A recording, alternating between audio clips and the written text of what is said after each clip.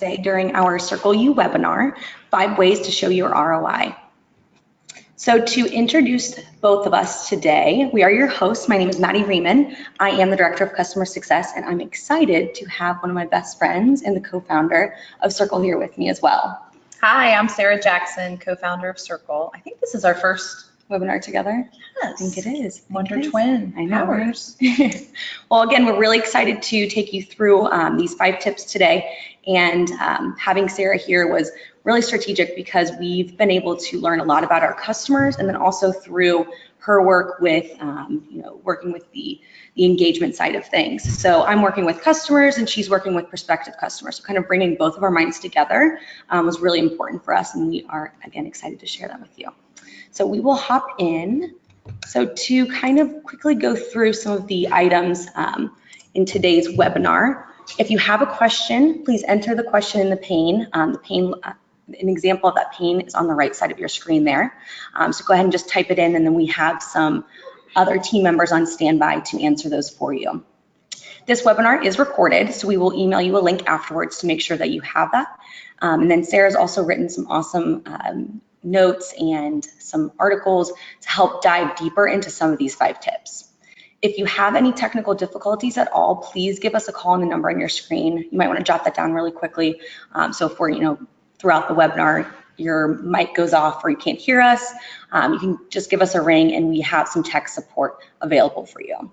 And as always, keep the conversation going with our Twitter handle @Cerkl. We'd love to hear from you, any feedback, any suggestions. It's always good to hear from all of our favorite people. All right, so I'm gonna go ahead and pass this off to Sarah so she can kind of tell you where this webinar idea came from. So at Cerkl, I am afforded the great opportunity to talk to literally hundreds of people who are in the field of engagement and communication. And because I sit in an interesting seat, throughout the years, there has been sort of a running theme that I have seen emerge. And the theme is really almost on an epidemic-like scale, where it is a feeling of overwhelm. And what's happened is I talk to a lot of people, and I specifically will look at their title before I talk to them, but I ask them specifically, what do you actually do? Because they're doing 5 other jobs outside of the title. So what's happened is communication and marketing departments have been cut. Now there's 1 or 2 people, left standing, and now they're doing the job of 4 or 5 people, and they're wearing 10,000 different hats. And so there's a problem with that, and a whole host of problems. So we wanted to put together kind of some 5 tips that we typically give our customers to help decrease the overwhelm and get them pulled up out of all of the tasks that they're doing, to really be strategic and to really show the ROI on what it is that they're doing. So that's what today is all about. So what's going on with communicators? Again, what's happening is because the departments have been cut, and what's interesting is everybody thinks they can do communication. Like, oh, isn't it just some clip art and an email and you send that out? And so the role has almost been subordinated. And the majority, not to make this a gender issue, but a lot of the people that I talk to is also women, right? And so we just keep on doing everything and help. They say we're going to hire help, and then it never gets done. And now people leave, and everybody just kind of switches seats among all these different organizations. So what's happening is the positions being subordinated because the communicators are drowning in a sea of to-do lists and tactics. They're into like, how many Facebook likes are we getting and how many tweets? And that is a struggle to connect that to how is the communicator affecting the bottom line of the organization. So again, today we're gonna kind of take you through a formula of how do we get you up and out of tactical into can't live without strategist, and the exact steps on that we've seen really help our customers get there. Okay. All right, so here are the 5 tips. So the way that this is going to go down is if you are the A student in the group and you are writing every word I say, you can put your pen down and take a deep breath, because this is all going to be given to you and laid out in a link to an article that I've written, so that you don't have to write it all down. We'll send you a link to this recording, and we'll also send you an actual link to all of these things written out. So let's take the first one. All right. So see yourself as the educator. Okay, so this is what this means. You are not only a communicator, you are a teacher. Okay, so you are in a spot where you need to educate your board and your leadership about the landscape of communication in the year 2018, because it has drastically changed. So let me give you an example of what education might be. This is a good slide that you might want to share with your board. So, and this is a slide that we use in all of our deck presentations when we're talking to prospects. You probably remember this is a customer maybe talking to this about you, right? So this is the amount of communication now that goes out every minute. So now you start to educate leadership when they see this, that a real expert is needed to, go through the minefield of this. So now you're starting to change the language and change how you're being seen, so that you educate that, yeah, I just can't put clip art in an email and send it out, that this takes real strategy and real thought to do it. So to stay on top of your game as what's going on in communication today, an easy way to do that is follow our Cerkl. So will you pull that up for them? Can you jump in? Absolutely. We have an amazing digital marketing team that is always on the hunt for the latest and greatest stuff going on in the field and the landscape of communication and marketing. So, and you can personalize this, right, towards your field if you're in internal comms, if you're in higher ed, if you're in whatever you got going on. So that way you can stay as the industry expert in your field and use these articles to give sound bites on, hey, you realize that our average subscriber receives over 100 emails a day, right? Hey, you realize that we produce more content in the last 2 days than we have from the beginning of time to 2003. So really stay, on top of your game. Subscribe to blogs. You can subscribe to this one, and we'll give you all the answers to the test of what's happening in 2018 today. And I should mention, Maddie, that these steps are not, one-offs. It's kind of a formula. Like the first step plus the second step plus the third step plus the fourth step equals the fifth step. So they all work together holistically. Right. Okay. So one thing that we always talk about is how do we become like the Jedi in our field, right? So if you are doing steps 1 through 3, you might be, a minor Jedi, but once you do all of these steps together, that's when you really have that status to be that unicorn and really provide value for your organization. Yeah. So think, I'm an educator. Leadership does not know my field. I have to teach them. All right. What's the second? Are we on the second one now? Yeah. Let's all get right. to the second one. I know you like this one. Okay. So I do. Where to get immediate, again, having leadership and your boss look at you differently. Then you're not just the little order taker girl sending out press releases. Okay. To change that language and to start to reposition yourself, data.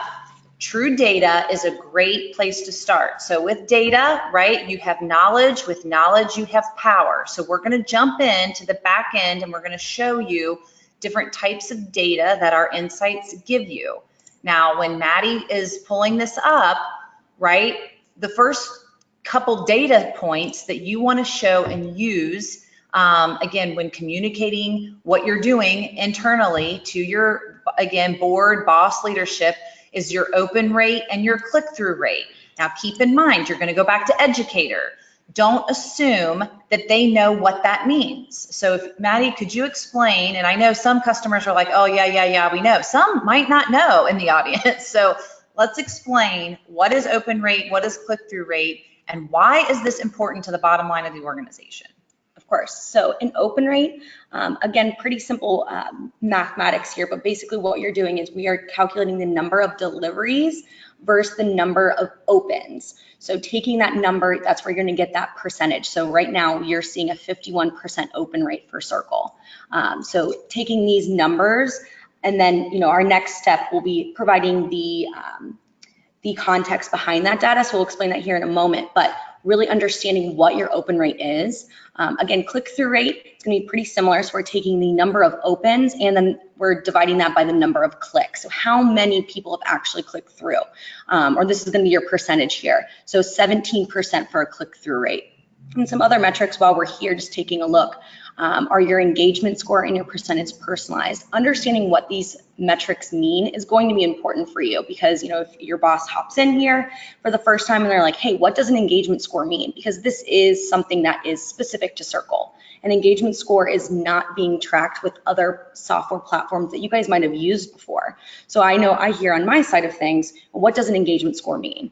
And for us, an engagement score is supposed to provide you a very quick snapshot of how you're doing. So our engagement score algorithm includes your open rate, your click-through rate, and then it also takes into consideration the national averages. So again, for the high level people who don't really want to get into the weeds, you can hop in and say, hey, we're at a 93 engagement score, that's pretty good. Another thing to mention here is Cerkl provides you an engagement score overall, which is what you're seeing here. We also provide you an engagement score by subscriber. So an individual subscriber will have their own engagement score as well as the content itself. So you can really start to dive in. And this is the bread and butter of Cerkl, of how we know you're engaging people at such a higher rate because of these engagement scores and algorithms that we've put together to prove that. And I would advocate take credit for all of this, right? So you then in your board meeting, in your meeting with your boss, whatever it might be, you would say to them, so we have a plan that's tied to our strategic plan where we have a composite engagement score that we are calculating in real time. Yes, is Cerkl behind you doing it? Absolutely, but I would say we have this, right? And this is how we are, again, transforming our strategy into a true data-driven strategy. Now, open rate and click-through rates are important because depending on what industry you're coming from, we're going to show you kind of in step 5, how do I connect click-through rate to something that is, again, of monetary value to the bottom line of the organization. So we're going to take this all the way down, again, to the bottom line, so that we'll give you the language of how to make that connection point in leadership's mind. But again, data is the key. Cerkl gives you a lot of data. We'll go through some of those data points over the next 30 minutes. But the tip here is find the data and start to use data and get comfortable with the data. And then the next tip I think we have is the context to the data, right? Absolutely. So how do you build context to your data? Right. So again, one of the things, the reason why, if you want to hop back into the platform, we did Insights 2.0 is we started to spoil our customers, right? So not all of our customers have backgrounds in communication and marketing. So we would have some customers that would start to complain like, well, I have a 72% open rate. Why isn't it 100? And I'm like, are you high right now? 72 is amazing, right? So we needed to educate our customers on why is 72% awesome. So that's why you see in these new insights, again, we're going back to educator, that your open rate is X times higher than the national average. And a tip here is these are the sound bites that quickly create this perception, which is reality, that the marketing and communication teams are rock stars. So your CEO wants this soundbite. Oh, we've now increased our engagement score by 52%. Our open rate is now 6 times higher than the national average. That's a great soundbite to be giving them in those board meetings. And this dashboard helps you see how that is. Don't assume they know that a 51% open rate is awesome. You have to tell them and show them the context to that data. Absolutely. And that would probably be the number one question I get on the customer partner side of things is, how they always ask me, how are we doing? And I love that question, but I want to make sure that I put the ball in your court and have the ability for you guys to understand how you're doing without having to ask us. So that's why we have built the comparative metrics here from your open rate, your click-through rate, your deliverability rate versus the national average. Up here in the top right corner, you can see the drop-down menu. You can also compare versus circles of the same size and then circles of the same industry. I know with our internal communications partners, that's one of the big things. They kept saying, well, the national average is great, but we're not a normal, communication force. We are communicating to employees. So typically, internal communications might have a little bit higher of an open rate than the national average, which you can see here. So their average open rate is a 37, whereas the national average for an open rate sits around at 22. So inherently, they have a little bit higher open rate, but they want to compare themselves to the other Cerkl partners that are in the same industry. So how are hospitals doing versus other hospitals, or nonprofits versus other nonprofits? So it's always giving you a gauge of how you're doing and how do you make that better? How do you increase those numbers? And then some of the other tips that we'll be talking about they're going to show you how to really put additional context to those metrics and start to build your case for how you can become that resource for your company, your internal team, and so on. So I'm curious, because I've only seen awesome, keep it up. What if somebody totally is not awesome? What's it say? You're screwed? What does it say there? Great question. So here in the Cerkl snapshot, and this is just in your dashboard, and just to kind of give you guys context here, this dashboard is a static dashboard for you. So it's only reporting in the last 4 weeks for you. So let's say you have a click-through rate that is maybe, I don't know, let's say 1%. So then it's going to tell you that you need to increase this. And the best part about that is we're going to show you how you can increase those numbers. There will be a little link down here, and the color coding here, green means awesome, orange means keep it up, you're almost there, try this, and then the red is going to tell you how you need to really increase this, because this is something that we see on the lower end of the spectrum versus our customers.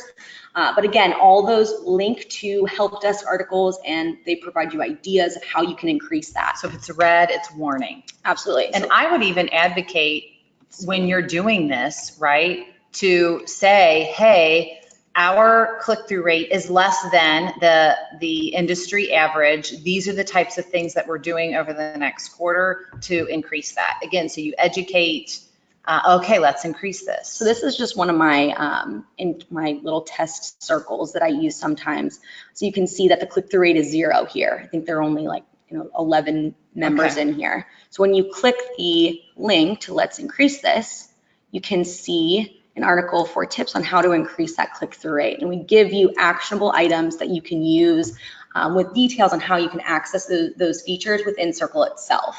So why is this important, and how do you increase that? So constantly giving you guys the power to make those decisions and to, again, really put context to the metrics and always increase them. And this is modeling the way for you. So you're your own mini expert team for all of your other departments. So when again, we're going to talk about this in step 5, but this is modeling for you how to get out from underneath all the tasks and into the strategist, where you can show, hey, internal comms, that maybe this is what you need to do based on the employee rate, which is below the national average. So Cerkl is modeling the way on how do you, again, take all these tasks that you have to do, get out from underneath them, and really get on top to look at the strategy in this way. And your team has quarterly insights to help facilitate that, correct? Absolutely. I think that's one of the biggest things that I've heard from our partners is how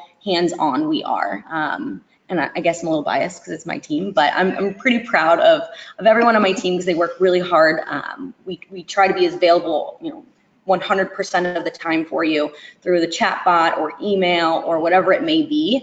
And then one of the things is, as we continue to build out the department in our structure and how we put processes around things, we want to make sure that we're catching those low engagement rates before it becomes a problem. So if if we know on our side that your open rate isn't as high as we would like it, or it doesn't match the goal that you've expressed to us during our insights calls or our launch process, then we want to provide you actionable items on top of, the link that'll take you to the help desk articles on tips on how to increase that.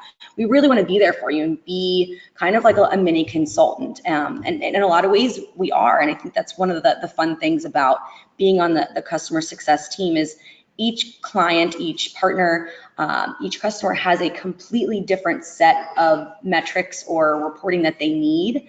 And a lot of times the suggestions that we give on the phone or during our calls, are outside of the realm of Cerkl. But how do you use Cerkl to kind of pull from all these different data points, create that context of the metrics, and exponentially, increase that ROI for you? So do you, and I don't mean to put you on the spot here. I mean, I know everyone knows we're open, right? We're an open organization, but do you have people miss the insights calls or not take advantage of those? Yeah, definitely. I mean, I know that on our end of things, we'll send notifications like, hey, this is, time for your insights call, go ahead and schedule.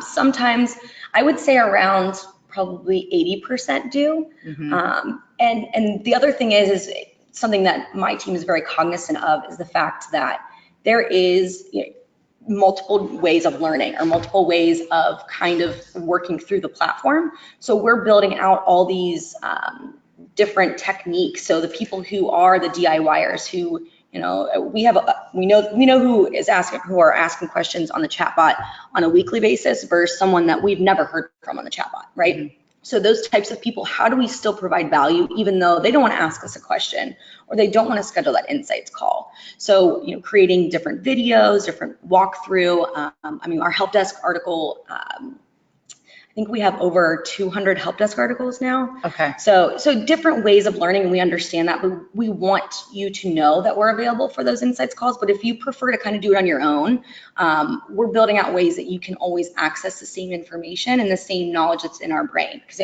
as you were saying, you're lucky to talk to hundreds of people, and so are we on our end as well, right? So we get to hear all these awesome best practices and ideas, and we like to share them. And of course, we always ask, hey, do you mind if I share that with this other partner? Because when, I'm on the phone with an insights call and they say, hey, we did this and it really helped increase our open rate in Cerkl. I'm like, I'm immediately thinking of probably 12 other partners that could utilize that same strategy. Right. I kind of feel like our team's like a vault of all this awesome information, and to be able to share that is really powerful, and we love doing it. So the lesson is don't miss your insights call, people. And if you're thinking about, again, our strategy and you're not a customer yet, we always tell folks, hop on a call with us. Our sales folks aren't on commission. We don't have to make a sale. You're not locked in the closet with a creepy, car salesman or vacuum cleaner salesman. And we just love this stuff. If you know us and you know that to be true, we'll help point you in the right direction. All right, so we've got steps 1, 2, and 3. We're gonna go to 4 and really now start to break this down. So how do you cultivate your strategy? So if you're saying, okay, that's really great, Sarah, love it. Now what do I do? How do I actually do this? A lot of folks probably they registered for the webinar and they can't even make this webinar, right? Because they are drowning in the task list. So what I would suggest to do is you take that task list, and if you can bucket the task into kind of bite-sized elephants, get them all into buckets. Align the buckets with your organization's strategic plan. So if you can talk the language of the strategic plan of the organization, now you're on the same kind of set of dialogue and narrative as leadership. Once you do that, you can prioritize those buckets in a variety of different ways. Some of our customers take the easiest one and they go that way. Again, depending on, what's happening in the organization. It's interesting how Cerkl kind of unearths these internal family matters within your organization. Some people are like, oh no, we can't go to tech. Some people are like, oh no, I don't want to go, I need to go around them. It'll be quicker if we do it this way. So figure out, number 1, what can be the quickest win and do that. Or number 2, what currently is presenting your organization with their biggest heartburn, and let's get that fire put out. So that way, now quick wins win the race. And if you can, at the same time, while you're having all of those little quick wins, tell the story in sound bites all along the way to your CEO, now this is when you now start to be repositioned again as you are the strategist, you are the expert educator in the room. This is, again, how you get up from out of that task list and into strategy. So tools like Cerkl that help automate some of this stuff that you've been doing. You know, none of you are now designing newsletters anymore. That's done. Guessing all this stuff that you used to have to guess about. All of that can be automated. You can look for other tools that help you automate, or look at some of the things that you've been doing that you don't need to do anymore and cut them off your list. So what can you prune? What can you cut? What can you automate? And what are the things, again, that are going to give you the quickest win in the perception of the organization, and what's going to relieve the pain the quickest? So that would be the way, if you're thinking about, all right, how do I get out from under task? Start grouping those things and organizing your brain and your strategy around that. And these are things that, again, when you sign on to Cerkl, and as well our customers know this, that will help you prioritize, this is the stuff we need to do first, second, third, fourth. And I think that's why we see success, because you can actually physically see the needle moving on these different pieces of engagement. Do you have anything to add on to strategy and what you guys do with, and gals, with absolutely. The customers? This one, I'm like smiling. I know you guys can't see my face, but this is my favorite thing that we do on the customer success side of things. Being our own like mini consultant agency, where we get to say, hey, look at this data from this perspective or this angle, can be really powerful. And I can tell you right now, I hear the most enthusiasm when I get off those calls, when I say, okay, what problem are you being faced with currently? And again, every organization is different. I just got off the phone with Florida Gulf Coast last week, and they have a very young alumni group, right? Because their school itself hasn't been around for, I think, more than, don't quote me on it, but around 25 years. Mm-hmm. So their alumni are very young. And the other issue that they're having is, you know, they weren't necessarily collecting some of the new email addresses after the alumni had graduated. So these alumni have email addresses that are their school email addresses, but number one, they didn't even know they could still access them. And number two, they weren't actively looking for additional email addresses after graduation, right? Okay. So how were they able to communicate with them? I mean, we were on the phone for over an hour, and we came up with so many different ideas of how we could do that. You know, one of the things that they now are or in the process of implementing is putting additional fields on their graduation forms. And some of these things, you know, all of the other organizations might be doing, but it's just thinking through that process of breaking down the problem that you are being faced with, or the fire, or, right, you know, those bite-sized elephants, and saying, what's at the root of this, and how can we kind of maximize on all these different opportunities we have. So another one with them, or another organization I was speaking with, you know, some of their open rates, or I'm sorry, the click-through rates weren't as high as they would like them to be. So I took them through their insights, and we'll hop in, I'll kind of show you an example here in Cerkl. So if you go to your drop-down menu, Insights 2.0, you have the ability to create all these awesome dashboards, right? So if we head into, let's just grab one, marketing and content. I'm gonna create my own custom dashboard, and it's going to tell me, I want to know what our category opportunities are in our most popular categories. So one thing that I took one of our partners through is this exact dashboard, where I said, what are you guys currently talking about today? And we pulled up some metrics, and they saw that they were talking about, let's say, alumni news, maybe 60% of the time. But what they found out, and this is just an example here, was that a lot of their alumni were interested in email marketing and, let's say, successful alumni news outside of just traditional alumni news. So like what an alumni is doing that's successful on campus. And they're like, oh, wow, we could have other students write that. I'm like, that's a great opportunity, because not only are you're tying the alumni back, but now you're tying the students into the alumni's life.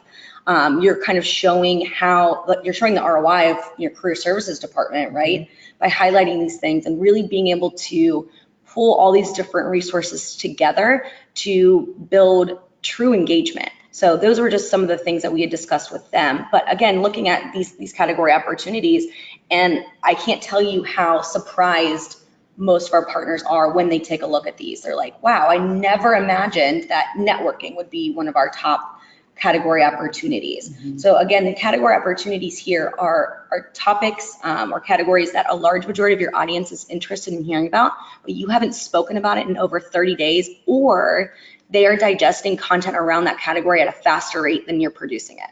So how do you get more content around education, alumni engagement, new features, email marketing? Again, these are our Cerkl categories, but what do yours look like, and how do you capitalize on that? And I love making them think outside of the box. So not only saying, okay, well, we need to write an article on email marketing. I'm like, how do you find an alumni or someone else from a different vantage point that could write that article for you and highlight them and what they've done for the university, or let's say internal communications, what they've done for your company.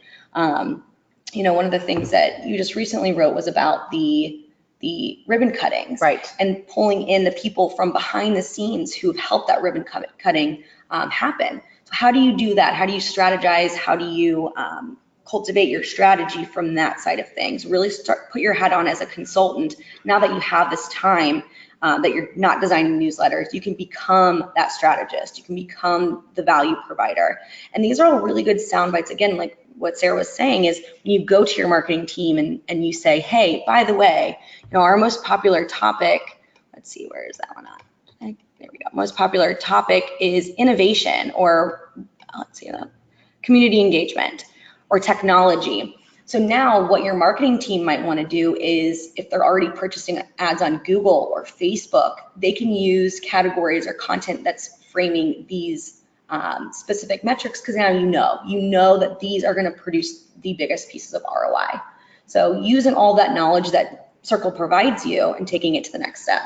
And those bite-sized elephants now can go here. You can make those customized dashboards of the elephant buckets that you care about. The other thing is, as when you're trying to get different elephants eaten, I know we're talking a lot about elephants today, to look for the innovators in your organization and maybe start with them.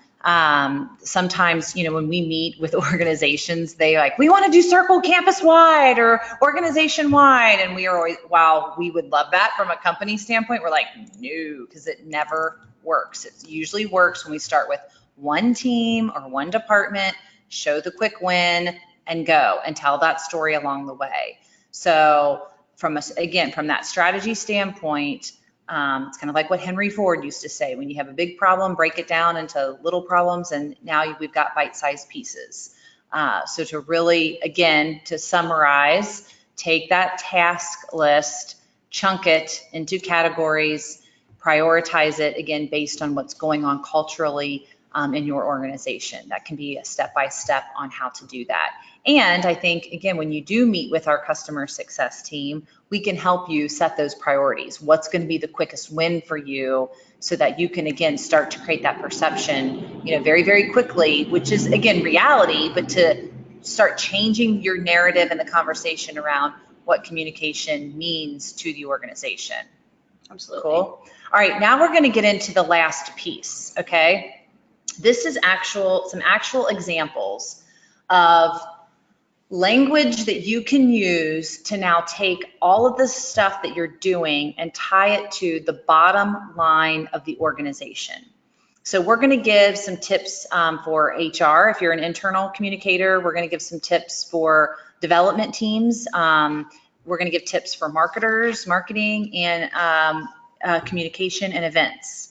So we're going to jump back into the insights and show you 3 or 4 examples now of how you've now become educator. You now have data to support what you're educating them on, right? That brings you into strategist. So 1 + 2 + 3 + 4 now equals this 5th thing. Now you're the value provider. You are the resource in the room. So an example from an internal communication standpoint is you can now go to the individual subscribers, right, who are the employees of your organization. And internal comms, this is one thing we've found out in some organizations, internal comms and HR don't always play nice in the same sandbox. I didn't know this. So they're not even in the same department. So internal comms can now help HR by saying, hey, these are your most engaged employees. They are in this department. What is that manager or director doing that can be a best practice that we can share company-wide? Or more importantly, here are the employees that are less engaged. These are employees that might be potential for to be a flight risk, right? So this is, and why is this important? Because if you look and can show, hey, on average, it takes 42 days to fill positions. On average, the cost to hire is over $5,000. If you have some of those numbers, those actual monetary metrics of to retain or to replace employees, it costs this through our data of keeping employees engaged, we're able to save the company now X amount of dollars. That's where you really start to become that Jedi in telling, that is a fantastic soundbite for the CEO. So we've now taken it from, yeah, you're doing all of these great things to engage them. How is that tied to employee retention, and what is the cost for your organization to train, onboard, and retain an employee? And that's how you are connecting that to the bottom line. Absolutely, and that's one of the things that I talk a lot with internal communications. When we're in this launch process, they might say, oh, well, we have all these different departments or all these different locations, and I'm like, perfect. Let's set up segments in Cerkl so now you can start to track these things.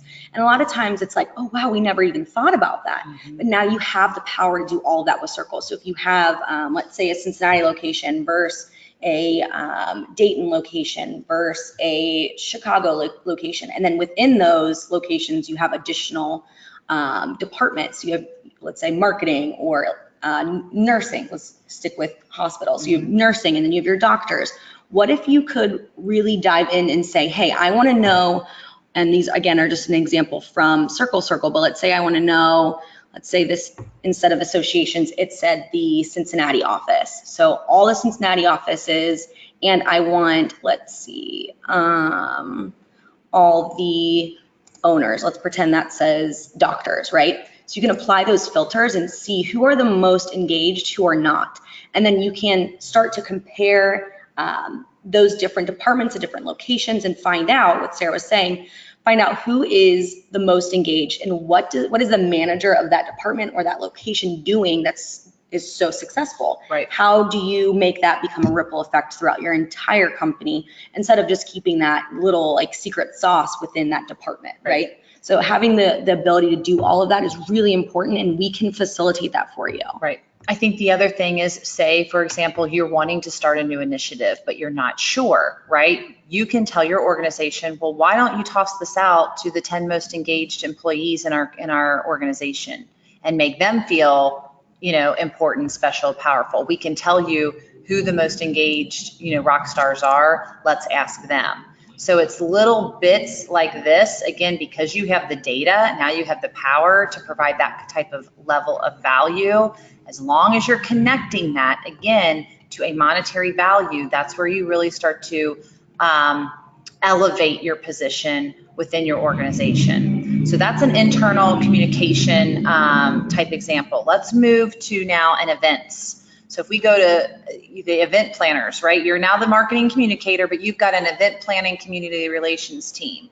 They're short 50 registrations for the next innovation summit that they're planning, right? You now can go to community relations and not only tell them, hey, it might not be the golf outing you should have planned, it should have been the innovation summit, or you can say, hey, this is how many people who have said they are interested in golf or in innovation, and here's who we should invite.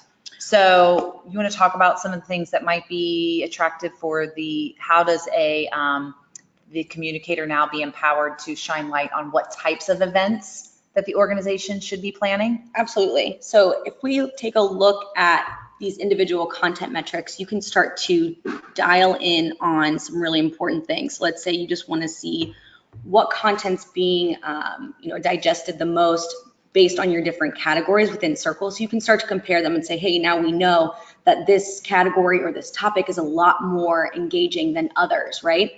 That's also, you can also find that in the most popular categories, but I wanted to show you something else outside of, or another way to read that data. But something else really important here is you can start to see who's receiving different content, right? So if you know that this was your top post of 2017, who engaged with this the most? Who opened it? Who clicked it? Who shared it? So we can see that Cerkl, had probably shared this since he had 2 opens. How do we make sure that we create more content like this for Cerkl, or reach out to him and say, hey, I know you're really engaged with this type of information. How do we get you more of it, or how do we pull you in on this idea? So again, same with most popular categories. If we go ahead and click through, we can see all the content that you've produced on that. So a lot of different ways to like slice and dice the bread here and read into it. It depends on the situation in front of you. What are you trying to, what goal are you trying to reach? And then if you ever have questions on how you get to that within the data in Cerkl, please don't hesitate. That's what we're here for, and that's what we love to do. So we can allow you to slice and dice and look at it from a million different vantage points. All right, so if we go down to, let's take, I know we have some higher ed folks in the room today. If we take from marketing to help provide value and resources to development, right? So now marketing, right, all of your content, and this is a soundbite, the ROI on the content has now dramatically increased. Not because you're getting now 52 more Facebook likes, but because it's eliciting interest data on each individual alumni or donor, or however you want to call that individual subscriber. So if you can pull up an individual subscriber, and you can pull the, let's say, top 100 most engaged people, and the development major gift officer now wants to have a conversation with Maddie, who's the #1 person, right? What does Maddie like, right? So Maddie, we can see what segments she's in, and we can see her top 5 interests. So that now, as the major gift officer, I can now call Maddie, and I'm going to talk to her about what the university has going on in terms of government, data and analytics, and those would be the 2 things that I would talk to her about. Let's see about Kayla. Let's see what Kayla would be interested in. Another one of our Cerkl teammates. She's interested in psychological concepts. That's interesting, Kayla. Internal comms, because we've been doing a lot around internal comms these days at Cerkl, and employee engagement. So again, a lot of departments within organizations have become siloed. Cerkl now, again, streamlines and closes the loop between everyone's efforts. And it can be the communicator's position to show these different departments, hey, this is now the data that we have and how they can use it from a strategy perspective. So again, repositioning you as I have this resource that I'm going to provide you that now connects it to the bottom line. Because if I can personalize that conversation from a major gift officer standpoint to go get a major gift, that's now tied to the bottom line of the organization. So that would be examples, again, from the HR realm, examples from development, if you're in donor fundraising mode, examples from events, and also, from the marketing team, right? Now that you know what's trending among your audience, if you want to pull that dashboard up, sure. Now they know, okay, what other ads do we need to place on our social strategy? Now you've got some information of, okay, when we do write our next blog post, what should it be on? To be able to tell leadership that now all of this is data driven as to why you're writing about email marketing, those again are great sound bites. So the formula would be to, again, #1, keep yourself current, be able to quickly toss out, yeah, there's 3.3 million Facebook posts going out every minute, right? To be able to toss a few of those out when it makes sense in your meetings with leadership is important. Now use your data, that's step 2, right? Everything has got to be data driven. And then 3, to provide context to that data. So again, you're still in educator mode. 4, get your strategy together. Start to prioritize what is going to get me the quickest win, and create, again, that quick perception that we're moving the needle, among your internal peers, so they start to see you as the strategist and not just the cute little taskmaster, just sending out press releases and putting clip art in an email. And then that all culminates to now them seeing you as a value provider and the expert resource that you are. So again, our dashboard provides a whole host of different ways that you can provide that value. And again, when you talk to Maddie or any of our customer success teams, reference this and say, okay, I really want to lay out that strategy, help me do that, and don't miss your insights call.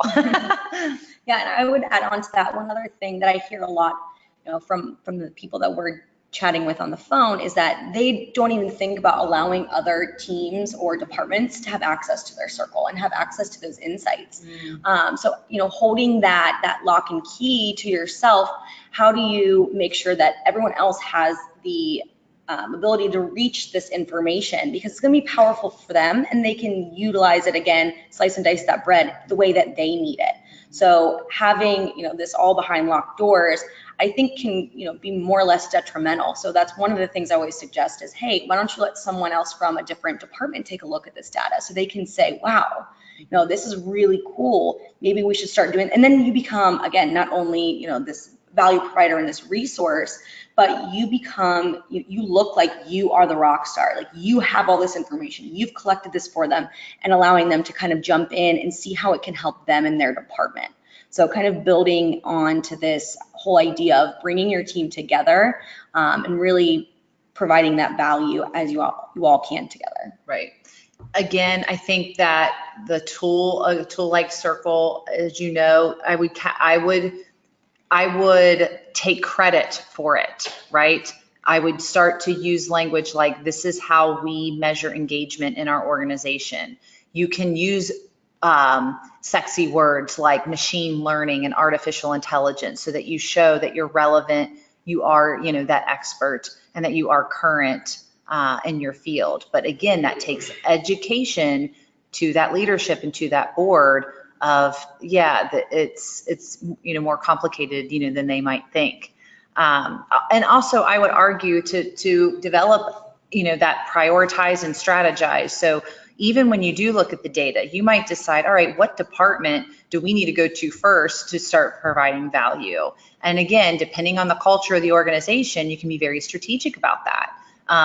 Do we go to internal comms? Do we go to development? Who's the next that we go to shine light on, hey, here's all of the value that we can, now provide the organization. So are we taking questions today? Is that part of this? Absolutely. So we definitely want to leave, I know Sarah and I could talk about this for hours and hours and hours, so we won't keep you too long today. We definitely want to make sure we open it up for questions here in a moment. But quickly before we do that, I just wanted to recap some of our upcoming Cerkl webinars. Our marketing team has 10 tips to make your email list thrive on April 18th. So we're excited for that one. And then our next Cerkl U webinar is going to be introducing Cerkl CMS, our content management system. This is brand new. We are really, really excited. And it's going to be this whole host of functionality where you can now start to dive into your queued post, approved post, any posts that have already been, have already fallen off your Cerkl. And then also seeing in a calendar view what articles or content is available for your audience. So it's kind of like the next piece after Insights 2.0. It's now, how do we make the approval process of content, or the curation piece of Cerkl or content, really simple for you guys. So you have this holistic picture of not only the data, but then the content itself. How do you produce that? What does that look like? And how does that kind of work within your team? So we're really, really excited. This is our next major feature release.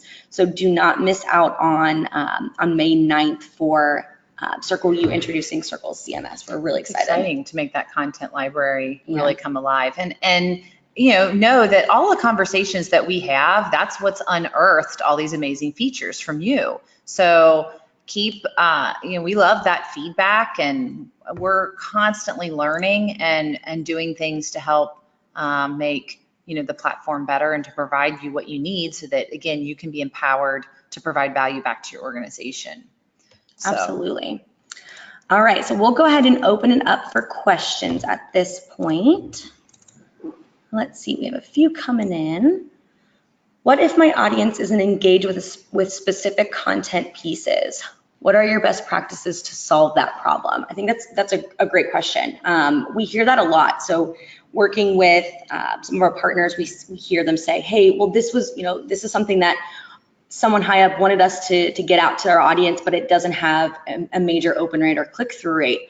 So what I kind of frame that as, or kind of flip the table on them and say, so why was this important for someone in your organization to get this out? And how do we kind of reframe it to kind of match the other topics or categories that your audience is digesting? So again, thinking back to when you probably first talked to Sarah as a potential Cerkl customer, we were all about the fact that you now have to kind of remove yourself from that all-knowing place where you don't necessarily know everything that your audience wants to hear about. It can be more or less detrimental to deliver the content that you want them to hear about, rather than allowing them to choose the content that they would like to hear about. So flipping that switch there. So if this piece of content is important to get out to your audience, how do you make sure it's still appealing to them? So is it, tying it to another category, or having someone else write it other than, the same internal comms person that might write it all the time? There are a couple of different things that we can work on there. But again, depends on the specific situation. Anything you think I'm missing there? I think that would probably be my number one tip for that question. And I hear this a lot from, it's funny, I feel like we become like a counselor, and the things that prospective clients, confide, and customers confide in us. They know that, I get this a lot with chambers, like the political policy department wants KRS, blah, blah, blah, blue, whatever bill, and nobody cares, right? Or they think the message from the president, right? The message from the president has to be number one. So I think it is your job to speak truth to power, and the data is going to help you do that. So if the policy content is always at the bottom from a trending standpoint, right, you can now go to them and say, hey, the open rate on this is whatever it might be. Could we potentially, or how might we increase the open rate based on the data that we have of your articles? Again, to make them better, to educate them and teach them. So now that you, again, have the data, you can, I think, control that narrative and that conversation a little bit better. Absolutely. And provide feedback and say, hey, this isn't as high as we would like for the click-through or the open rate for this specific piece of content, but I have some suggestions on how you can get there. And you can test things. I mean, people are typically, not comfortable with the unknown, right? This stuff can be messy. So to say, hey, we're going to toss it out, let's learn, and to change their minds and their brains around how you put stuff out there. It might not work, but at least you'll know why it didn't work. So the words pilot, testing, those are all really great words in terms of, getting stuff, through to the next level and getting the next quick win. Yeah, I have a great example of that quickly, and I even wrote it down when we were in the middle of the webinar. I wrote down test, test, and test again. So one of the things that, again, as a consultant side of Cerkl's success team, one thing that we suggest is producing or finding content that's not typically something you guys would publish. So I can think of one specifically for universities, where they're typically posting, their athletics feed, any content coming from career services. And what I really stress for them is, why don't we find like YouTube videos or outside blogs from young professionals that really discuss the way in which your students can become successful. So off the top of my head, one of the articles that is really successful within career services is how to not do something. So 5 tips on or the 5 worst things you can put on your resume. It's like some of those things that you don't really think of off the top of your head, you can find those online and use the link feature, and use some other features that Cerkl provides, and then see how well that article is produced, or the metrics there, and you'll be very surprised how well those different types of articles do within your audience, because they're not expecting it. And again, that's a whole test and test again. So if it doesn't work, try the next one. Mm-hmm. So let's see what our next question is there. All right. Are there other comparisons that I can make with my overall engagement score? That's a great question. Today, we do not have that functionality. I know with Insights 2.0, we tell you what your deliverability, your open rate, and your click-through rate is against the national averages, circles of the same size and circles of the same industry. But that would be really useful, and I like the way that you're going about that, Emma. So I will definitely put in a feature request and keep you updated. I think that's a great addition to our insights. I would also make sure, again, that you educate your leadership on what the engagement score is, right? So people define the term engagement very differently. In some organizations, it means giving. In others, it means event attendance, right? So you want to frame that as, hey, our organization wants to measure engagement. We are measuring engagement with our communication this way. And this engagement score delivered to you in Cerkl can complement the giving engagement, the event attendant engagement. It's looked at not to be the end all be all score. So again, be proactive in getting out in front of that question when leadership asks you about the engagement score, so that you can say this is one element that complements our overall strategic plan and engagement score, yada, yada, yada, yada. So that would be how I would address that, and keep the term engagement. Again, you are the educator, you are the expert. Absolutely. So we'll take one more question. I know we're getting close to our time today. So the last question, if we did not get to your question, I will make sure we ping you offline to get those answers for you. So the last question we have today is, how do I register for the upcoming webinars? Excuse me. The one in April and the next one in May. What we'll do is we'll go ahead and provide a link for you in the follow-up email that we send out, so you can register right through that follow-up email, which will include the recording of this webinar, the awesome article that Sarah wrote that kind of takes you into the deeper dive here, and some additional materials. All right. And also give us some ideas. We'll look at our metrics and see what what's trending there of what people need. But again, if you have other questions or ideas, you said chatbot. Does everybody know what that is? Yeah. Well, quickly, I tried to bring this up on almost every single call, but sometimes I might forget.